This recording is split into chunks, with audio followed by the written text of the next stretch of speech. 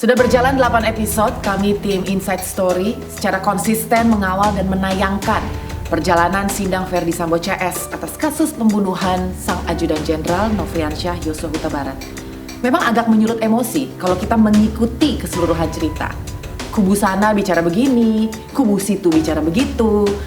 Semuanya punya pembelaan di persidangan dan akhirnya saling serang untuk mendapatkan keringanan hukuman.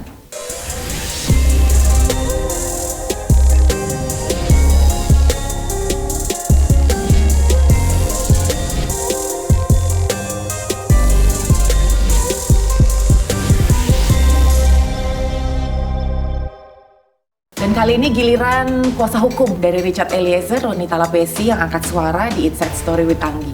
Kedekatan antara keduanya ini mengundang atensi publik, khususnya pada saat Roni berkunjung ke tahanan Richard saat momen Natal dan ini viral di media sosial. Akhirnya setelah sekian lama ya, Bang Roni ya? Iya. Bisa ya, juga Mbak. diundang. Iya, makasih Mbak. Kalau nggak salah kan kemarin tuh sempat ngelihat Natal dan Tahun Baru kunjungnya Richard ya? Iya. Richard gimana Bang? Richard sehat, puji Tuhan. Terus kemarin kan orang tuanya datang, tunangannya datang waktu malam Natal. Kemudian pas tanggal 25 juga sorenya kita berkunjung juga ngerayain Natal bersama. Physically, mentally gitu aman Richard? Atau emang sempat ada keluhan capek nih Bang gitu? Ya, yang membuat dia kuat itu kan karena ada orang tua, kemudian ada tunangan. Dan juga kan dari kita dari tim penasihat hukum kan selalu dampingi kan, kasih semangat. Selama ditahan sekarang ini pernah nggak sih Richard tuh bilang, Bang bawain makanan ini dong gitu kalau kesini, Ya. kangen makanan Manado, dan ada nggak kayak gitu?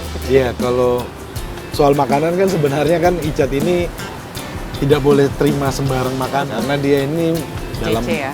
pengawasan dari Lembaga Perlindungan Saksi dan Korban karena status dia sebagai Justice Collaborator.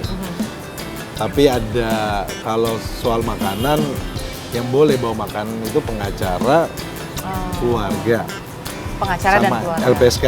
Dan LPSK. Cuma 3 ini aja. Nah, Richard sendiri pernah request nggak ke pengacaranya nih? Kan Oh, iya. kayaknya udah lengket banget nih, udah kayak kakak adek nih ya, gitu. Kalau lihat-lihat di sosmed kan. Iya, jadi kalau makanan Icat biasanya mintanya kayak Bang bawain makanan Manado. Oh iya.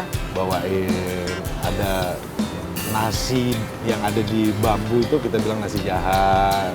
Dan makanan favoritnya dia lah, kue Natal. Oh, itu kesukaannya Richard. Suka. Tapi pernah nggak ada fans-fansnya gitu yang, Bang nitip dong kaos? Iya banyak. Semua itu Betul kan ya? kita serahkan ke LPSK. Oh. Jadi kalau mereka ngasih kaos, ngasih barang, semuanya itu kita serahkan dulu LPSK. LPSK cek dulu kalau kaos di laundry dulu, baju di laundry dulu. Jadi untuk menjaga supaya Dia aman. tetap dia ya? aman. Kalau Richard itu sebenarnya sosoknya gimana sih, Bang? Anak ini kalau saya lihat dia tipikalnya sopan, kemudian kalem, penurut. Penurut ya? Kalau saya lihat penurut. Terus orangnya nggak neko-neko ya. Beberapa kali awal saya dampingi ya, saya lihat ini anak ini sangat sopan. Jadi kalau mau makan dia nunggu kita makan dulu baru dia makan gitu loh. Kan kalau nggak, Terus orangnya rapi.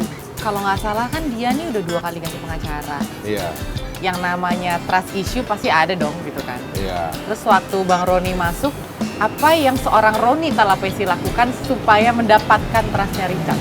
Ya pertama karena kita ada kedekatan budaya kan, karena sama-sama dari Manado.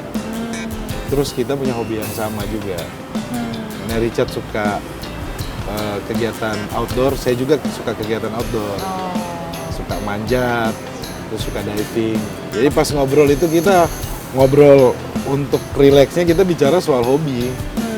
Mana Chat kalau diving di sini pernah nggak? Chat bilang terus kenal nggak dive masternya ini? Ya semuanya lingkungannya kan sama. Butuh berapa lama Bang untuk akhirnya bisa dapetin kepercayaannya Richard?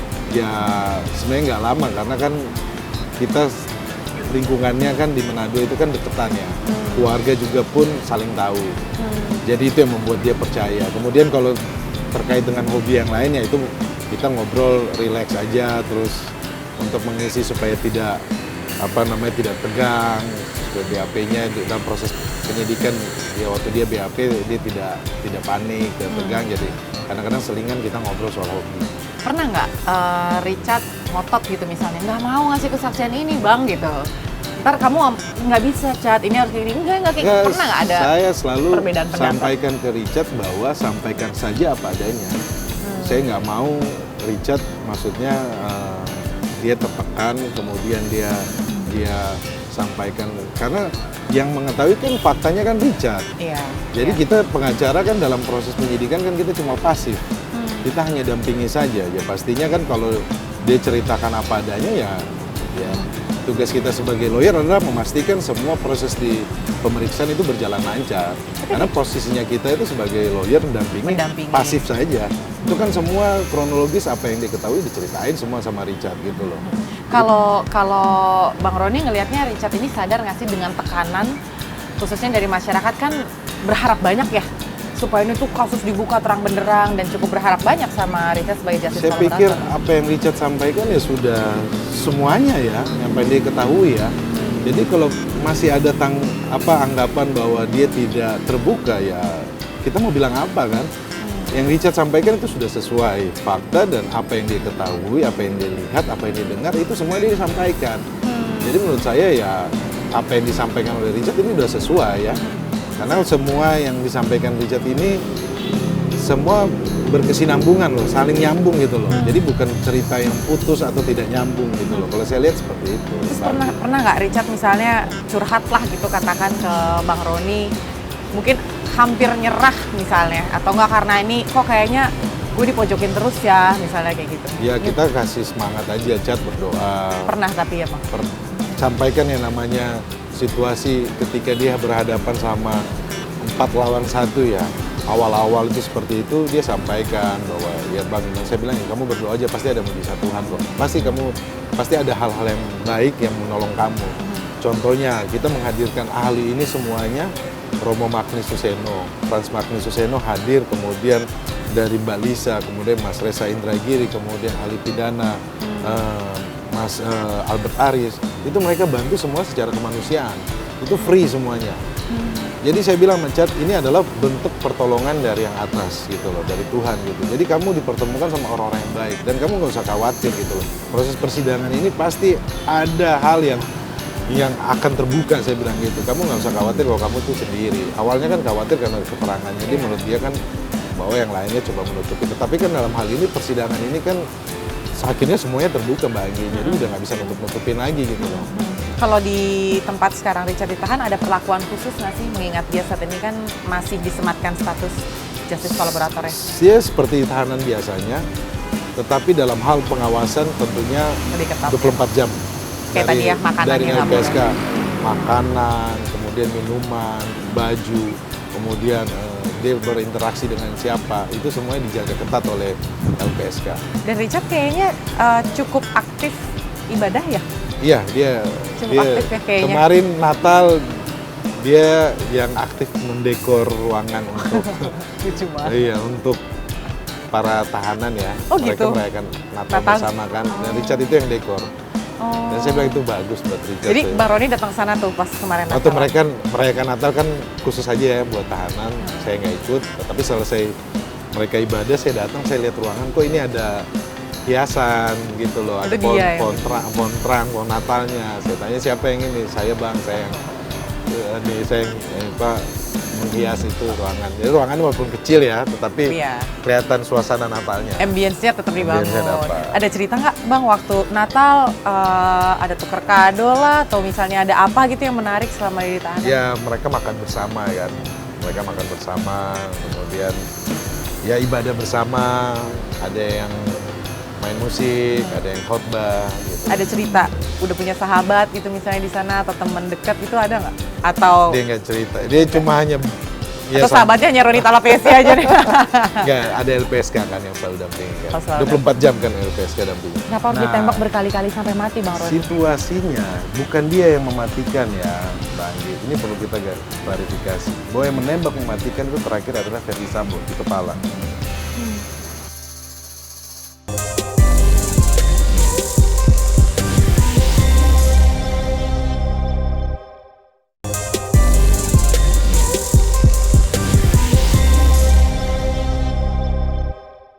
Lebih dari 3 bulan berada dalam tahanan, rindu terhadap keluarga itu hal yang wajar.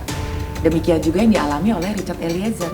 Beberapa waktu yang lalu di Pengadilan Negeri Jakarta Selatan, kita sama-sama lihat bagaimana Richard sebelum sidang dimulai, jalan ke belakang dari kursi pesakitan untuk memeluk kedua orang tuanya. Selama ini, Richard sendiri ada komunikasi nggak dengan keluarganya Yosua, dengan keluarganya sendiri? Komunikasi kan di dalam nggak bisa komunikasi Nggak keluar bisa, ya. Tetapi kemarin kita sudah mempertemukan antara orang tua dari Richard Eliezer dengan orang tua almarhum Joshua. Di momen Natal ini menurut kami tim penasihat hukum ini baik ya, bagus. Kenapa? Karena saling memaafkan. Kemudian karena orang tua dari almarhum Joshua sampaikan bahwa anak kita ini adalah korban. Kita merasakan duka, kehilangan. Bapaknya almarhum Joshua sampaikan, anak saya sudah meninggal dan anak dari papa mamanya Eliezer di dalam bui. Jadi ini kita semuanya korban dalam hal ini. Jadi ya ini momen Natal ini baik adalah supaya ya mereka sama-sama saling memaafkan dalam ini. Terutama dari keluarga dari orang tua dari Eliezer yang meminta maaf duluan ya. Buat kami itu baik. Sebenarnya sah saja kalau masing-masing penasehat hukum punya berbagai argumentasi untuk membela kliennya di hadapan majelis hakim di ruang sidang. Tapi sekarang yang jadi pertanyaannya yang benar nih siapa? Karena masing-masing punya kesaksiannya dan bahkan saling serang. Kalau so far ya, gimana Richard berusaha menunjukkan dan meyakinkan bahwa keterangan dia ini memang benar ke keluarganya Yosua. Karena kan sekarang simpang siur ya, ada yang pada saat di persidangan, ini keterangannya nggak benar gitu kan. Yang ini gitu loh Bang. Jadi kan publik sendiri juga melihat ini sebenarnya yang benar kayak gimana sih? Kita mencatat ada dua keterangan Eliezer yang coba digoyang ya, oleh kubu FS dan PC pengacaranya. Pertama adalah BAP tanggal 5 Agustus. Nah ini saya jawab ya, terkait dengan BAP 5 Agustus itu tidak pernah ada di dalam berkas perkara. Dan BAP di bawah tanggal 6 itu masih pengacaranya FS. Dan juga masih pakai skenarionya FS. Yang betul adalah pasca Richard Eliezer mengaku tanggal 6. Di mana dia mengaku BAP, dia tulis dulu di kertas, sebuah kertas di tanggal 6 tersebut. Di atas tanggal 6 itulah yang benar yang terjadi, apa yang terjadi. Kalau di bawah tanggal 6 itu adalah tembak menembak. Kalau di atas tanggal 6 itu adalah skenario yang betul bahwa itu pembunuhan bukan tembak menembak. Berarti sebenarnya waktu dibilang bahwa Richard Eliezer ini mengubah BAP-nya di tanggal 5, bisa dibilang itu nggak sah? Iya menurut kami nggak sah karena kemarin kami melihat bahwa bukti yang dihadirkan adalah print out. Yang tadi bagi saya sampaikan, makanya tanggal 5 Agustus itu tidak ada BAP dalam berkas perkara. Saya cek. Kedua yang soal sarung tangan. Nah soal sarung tangan ini, Richard Eliezer menyampaikan bahwa dia melihat Sambo memakai sarung tangan di dalam rumah Duren 3. Bukan dia sampaikan bahwa Verdi Sambo memakai sarung tangan dari rumah Saguling. Yang dia sampaikan terkait yang di rumah Saguling di lantai 3, dia mendengar PC bisik-bisik terkait CCTV di Duren 3 dan juga sarung tangan. Tetapi dia tidak pernah menyebutkan bahwa Sambo itu sudah memakai sarung tangan dari Saguling. Nah, ini kan kalau terkait sarung tangan, ini yang disampaikan oleh Romer ketika melihat Verdi Sambo turun, kemudian ada pistol HS jatuh, dia memakai sarung tangan. Nah, kemarin kita lihat di CCTV juga pun menurut kami nggak jelas, karena tangan kanan Verdi Sambo itu masuk ke kantong sebelah kanan. Nah, terkait polemik sarung tangan ini Mbak Anggi, ini sebenarnya sudah terjawab. Karena apa? Waktu pemeriksaan Verdi Sambo mengakui bahwa dia menggunakan senjata HS almarhum untuk menembak ke tembok. Nah, di dalam pemeriksaan ahli DNA menyampaikan bahwa senjata HS itu tidak ada DNA-nya Sambo. Gitu. Jadi kan sebenarnya kan kalau dia tidak pakai DNA berarti kan dugaan kami kan dia memakai sarung tangan. Karena senjata HS itu hanya DNA-nya almarhum Joshua. Sebenarnya sudah terjawabkan nih. Nah, terkait dengan apa yang disampaikan oleh Eliezer, jadi 1 bulan ini kan dia harus mempertahankan skenario tembak-menembak Bandi. Tentunya tidak hal yang mudah untuk dia ya. Kemudian di dalam BAP dia harus sampaikan. Nah ini cerita dari skenario tembak-menembak menjadi penembakan pembunuhan. Ini kan butuh waktu 1 bulan Bandi. setelah Richard Eliezer mengakui, kemudian dia menyampaikan di dalam BAP, kemudian peristiwa pidana ini menjadi utuh. Jadi nyambung gitu loh, tidak putus-putus gitu loh, Pak. Beberapa waktu lalu saya juga sempat mendengar keterangan dari kubu Ferdy Sambo gitu, Bang Roni, bahwa sebenarnya Richard Eliezer ini kan dianggap sudah matang, sudah cakep begitu. Kenapa nggak lari di jeda waktu 1 jam gitu kan? Kalau memang dia merasa keberatan gitu. Saya jawab Magi bahwa kan ketika dipanggil sama Ferdy Sambo secara sadar tahu bahwa Eliezer itu membawa senjata. Karena apa?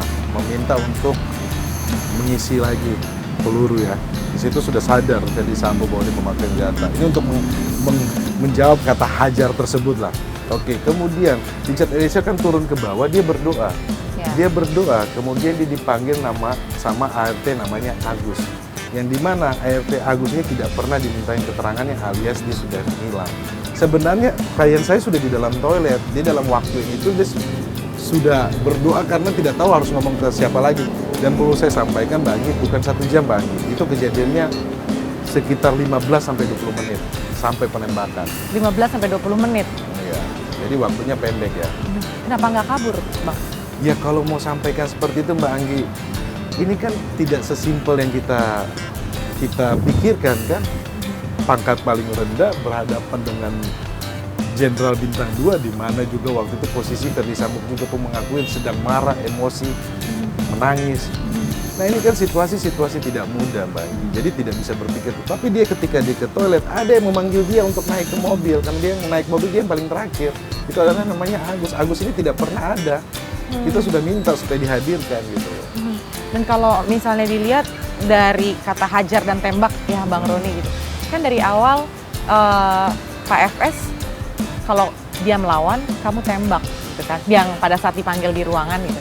Tapi kan nggak ada perintah tembak sampai mati. Bang Roni gimana bisa menjelaskan? Ya, saya mau menjelaskan bahwa ketika Richard Eliezer dipanggil di lantai 3 Rumah Saguling, Richard Eliezer sudah ditanya, mana senjatamu?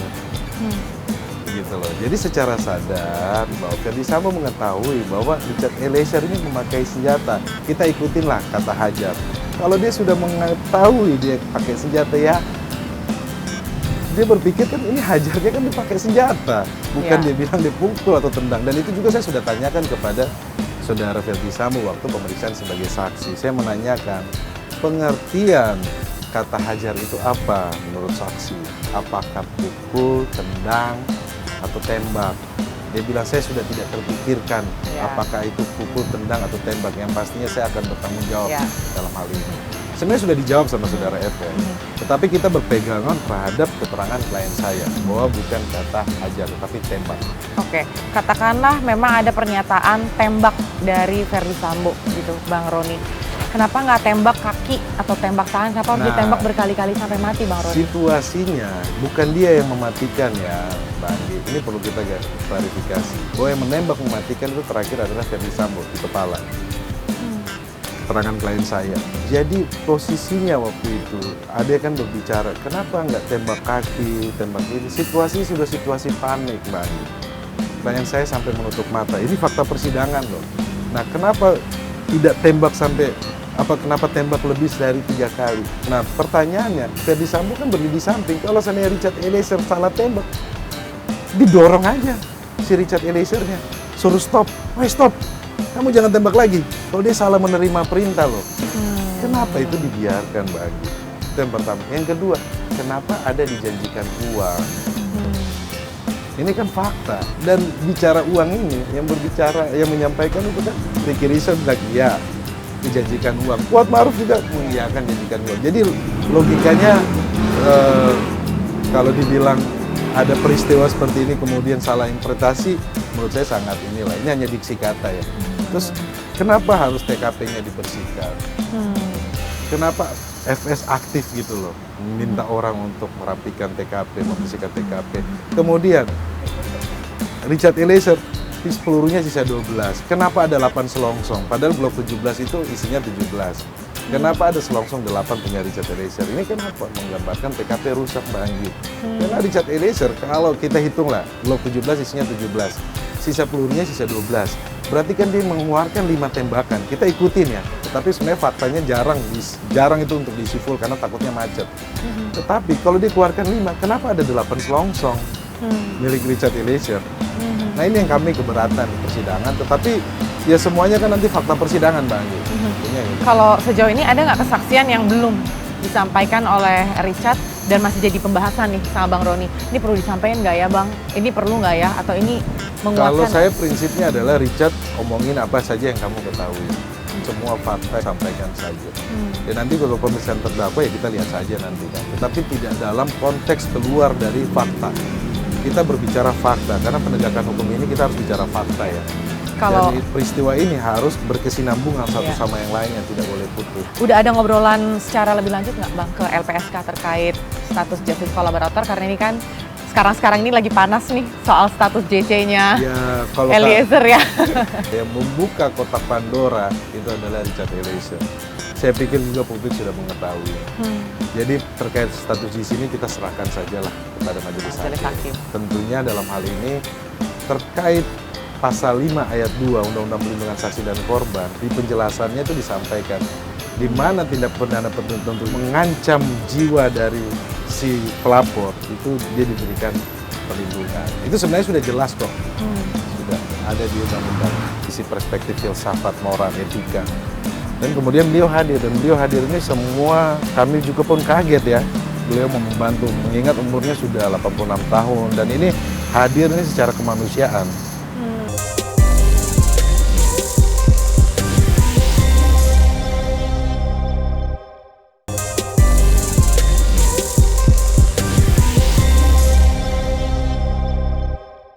Pemirsa, jalan menuju putusan akhir, tak lama menjelang takdir baru akan datang. Eliezer akan bersiap di ruang sidang karena tuntutan jaksa akan segera dilayangkan. Strategi kuasa hukum mendatangkan Romo Magnus ya? Iya, Romo Magnus. Jadi Magnus ya. Romo Frans Magnus Suseno ini kan beliau merupakan guru besar filsafat.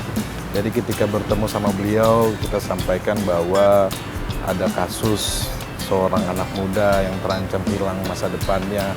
Dalam hal ini dia diperintah. Kemudian Romo Magnus menyampaikan kepada saya tergerak untuk membantu menjadi ahli bicara dari sisi perspektif filsafat, moral, etika. Dan kemudian beliau hadir, dan beliau hadir ini semua kami juga pun kaget ya. Beliau mau membantu, mengingat umurnya sudah 86 tahun dan ini hadir ini secara kemanusiaan. Jadi semua dia mau bantu tanpa ada embel-embel, tanpa ada sesuatu. Jadi ini semuanya gratis gitu loh. Romo Frans Magnus Suseno ini saya pikir bahwa publik sudah mengetahui kredibilitas beliau ya. Beliau merupakan tokoh bangsa, kemudian budayawan, tokoh toleransi juga, kemudian orang yang peduli terhadap isu-isu sosial. Kemudian juga ahli yang kita hadirkan Mbak Lisa, Mas Reza Indragiri, kemudian Mas Albert Aris, itu semua kita hadirkan, mereka mau hadir dan itu semuanya gratis, mereka tidak mau diganti biaya transportnya atau apa, karena apa, mereka sampaikan bahwa ini mereka terpanggil karena kemanusiaan. Dan pada saat menghadirkan Romo Magnus, Richard responnya gimana Bang Roni? Richard senang. Richard senang karena bisa menghadirkan Romo Frans Magnus Suseno. Sampai selesai di situ masih menyampaikan menyampaikan terima kasih. Jadi ketika seorang Romo Frans Magnus Suseno mau hadir ke persidangan, jadi publik bisa menilai lah bahwa seorang Romo bisa hadir menyampaikan perspektif dari keahliannya, dari filsafat. Ini bisa menggambarkan bahwa posisi dari Richard Eliezer, bahwa dia adalah bagian juga menjadi korban. Ikhlas sudah harus jadi modal. Semoga keputusan yang terbaik yang didapat dan keadilan diterima oleh semua pihak. Bang Roni, keadilan apa yang diharapkan oleh Richard yang pernah disampaikan ke kuasa hukum? Kalau kami dari tim penasihat hukum tentunya kami punya target maksimal ya.